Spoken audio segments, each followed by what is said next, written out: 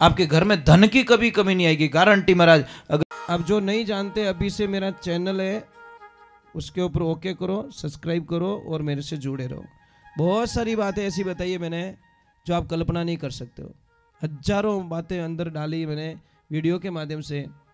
राधे कृष्णा की, अर्बुदा मात की, और नाचने वाले भक्तों की, पधारे हुए सभी मेहमानों की। जिसको भी भगवान का रंग चढ़ जाता ना, फिर नहीं उतरता महाराज। एक तो ध्यान रखें, जैसे घर में कोई पिलर होता ना, पिलर हम बनाते हैं पिलर, जैसे ये पिलर है, पिलर कभी भी जैसे ये बनाया हुआ एकदम अच्छा ही है, वो वाला सही नहीं है, ये वाला सही है। अब बोलोगे महाराज सेम है, सही क्यों नहीं है, कारण क्या है? मतलब यही तो बोलता हूं, ठीकरी गड़ो फोड़ दिया करे, ये कहावत असत्य नहीं है। अब आप मुझे बताओ क्या डिफरेंस है दोनों में, उसमें और इसमें चेंजिंग क्या है? देखो ध्यान से देखो, कोई चेंजिंग लग रहा तब मैंने बोला है।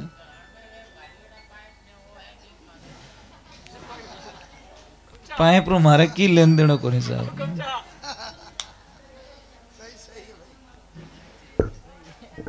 चलो इतने उलझन में मत जाओ, क्योंकि आपको पता नहीं इसलिए नहीं बता पाओगे। तो क्या वो सा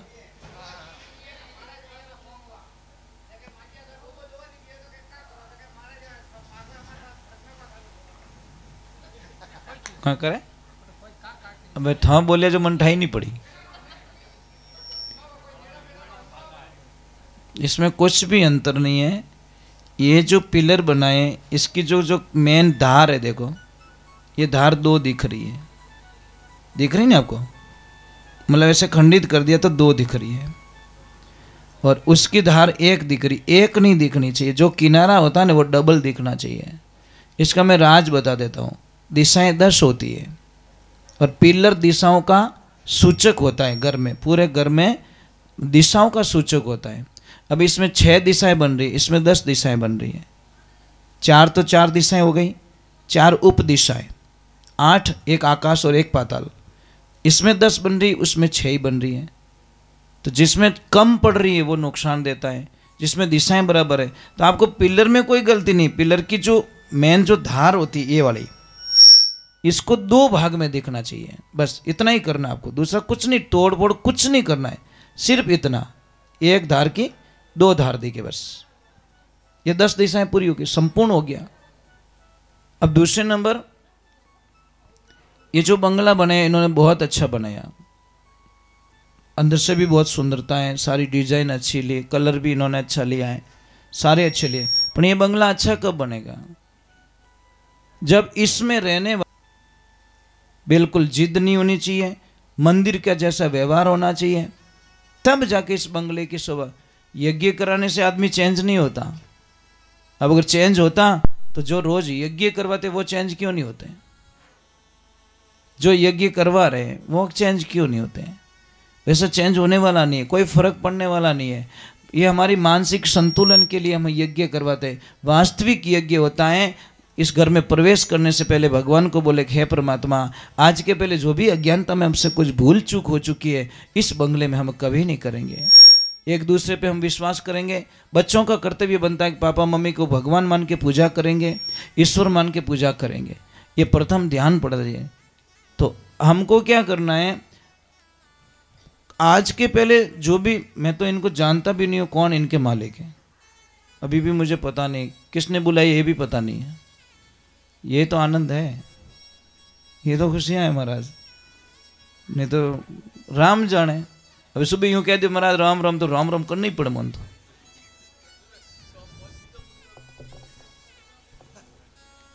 तो ये चीज है।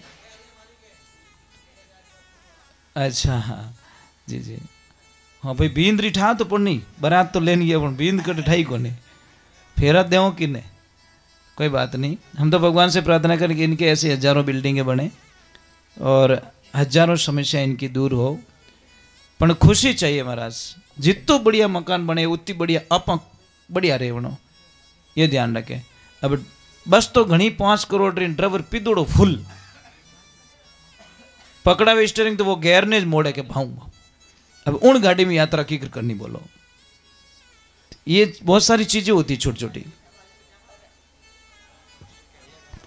एक देवियां, अगर आपको थोड़ी सी बात समझ में आए तो ये ध्यान रखो, घर पे मेहमान आते हैं ना, वो भगवान का रूप होता है।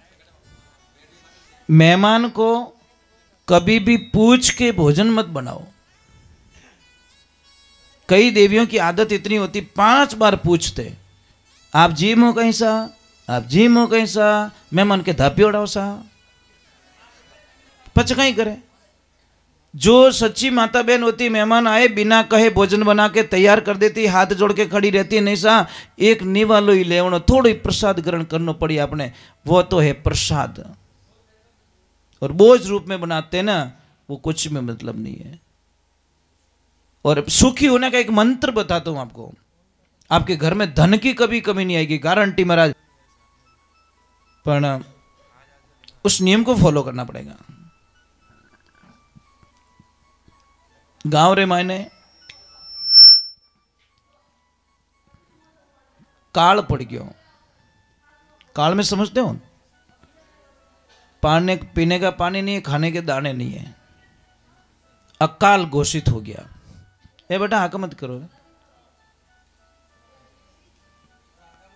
तो एक बहन को विचार आया कि मारे गांव रे माने मारे भाई कने घणी रुपया, घणी पानी और घणी अनाज।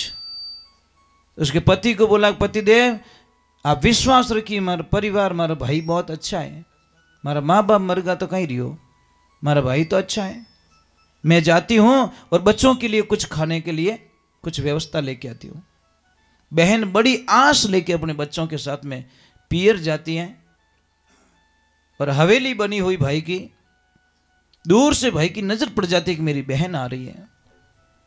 वो उसकी पत्नी को बुला के कहता है कि देख मेरी बहन आ रही है, और मुझे मालूम है मेरी बहन के गांव में बहुत मुसीबतें चल रही हैं, और वो कुछ न कुछ लेने के लिए यहां पे आ रही है।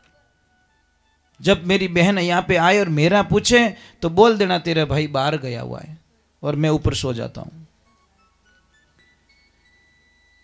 जैसे ही बहन आई, बड़ी खुशी थी, आशा थी, आके भाभी साहब को प्रणाम किया और बोला भाभी साहब हमारा भाई साहब कटे कि भाई जी थार भाई तो 10 दिन हो गया बाहर गया, कोई कांटेक्ट ही नहीं है।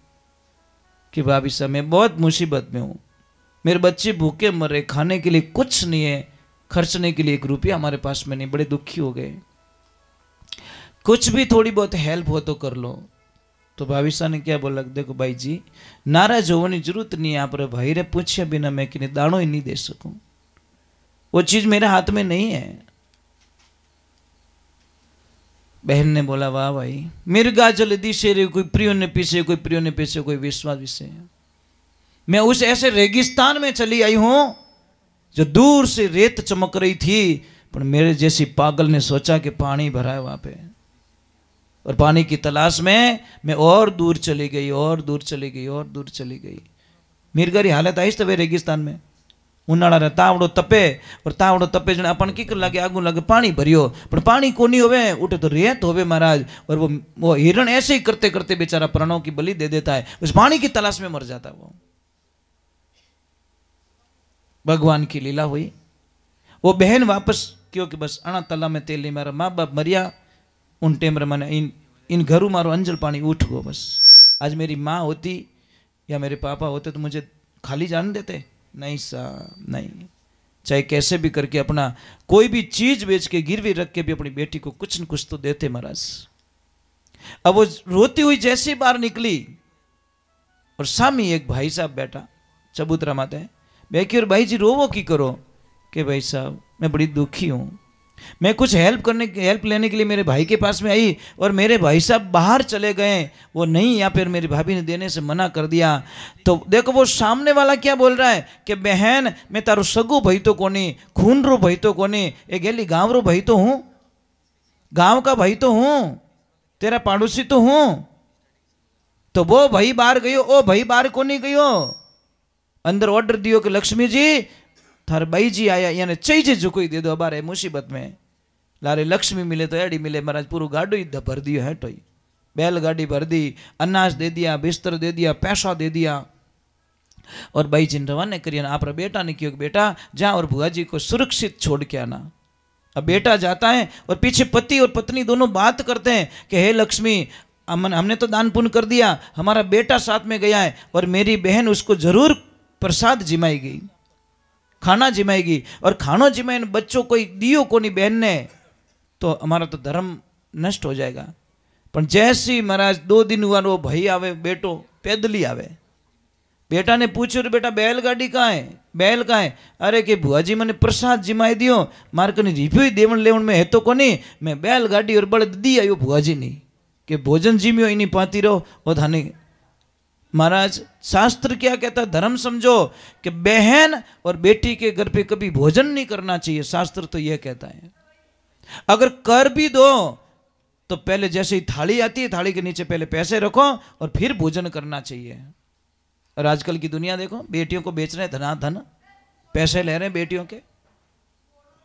अरे पहला शास्त्र प्रमाण हालो तो बेटी रे घर रो पानी भी नहीं पी सके पिता, इतो नियम बतायोड़ो। चलो पानी पी लिया तो कोई बात नहीं, पर उसका बदले में कुछ न कुछ उसको दे दिया जाए, तब जाके आपका कर्ज उतरना। बहन और बेटी ये दोनों नाराज हो घरों निकल के नहीं तो साथ में लक्ष्मी भी नाराज होकर रूठ के निकल जाती है। तो देवियों आपका फर्ज बने, आपकी ननद भाई सर जब माँ मेरो भरनो रहे कोई काम काज पड़े ना तो आप पति ने कहना कि देखो बहन बेटी ने दियोड़ो कभी कम नहीं पड़े, अगर 2 तोला सोनो लेवे तो आप 3 तोला लड़ाई जाओ कि मारे भाई जी ने 1 तोलो मारी तरफ भत्तो देवो, पण आडा मत फिर जो है हिम्मत।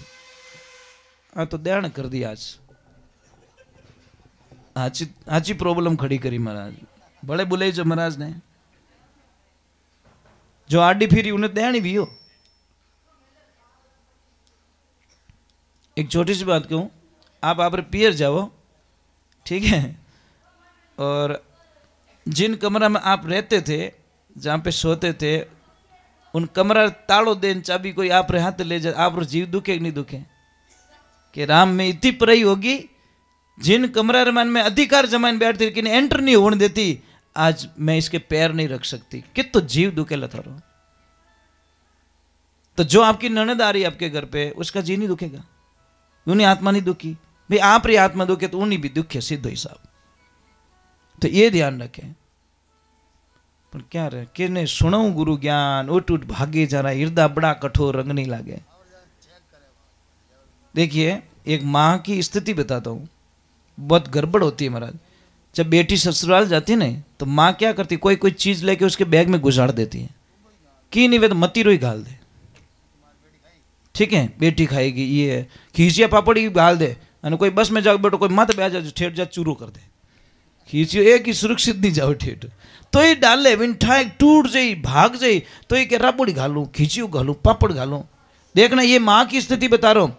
और जब बेटी ससुराल जाती है तो माँ कुछ न कुछ उसको देती है। जब बहू पियर जाती है तो मैं सासू माओं से बात करता हूँ कि आप बैग चेक क्यों करते हो, बीदनी रो बैग चेक क्यों करो भाई, ये तो गुनाह है ना, ये तो गलत बात है, क्यों बैग चेक करते हैं। चलो मैं एक भजन और सुनाता हूँ, आज बहुत ज़्यादा बैठ गया, मैं इतना बैठता नहीं हूँ मैं, पर आप लोग बैठे हो ना बड़ा आनंद आ रहा, खुशी मिल रही है, पता ही नहीं चला मुझे, नहीं तो हम तो 12 बजे तक बैठने वाले व्यक्ति हैं।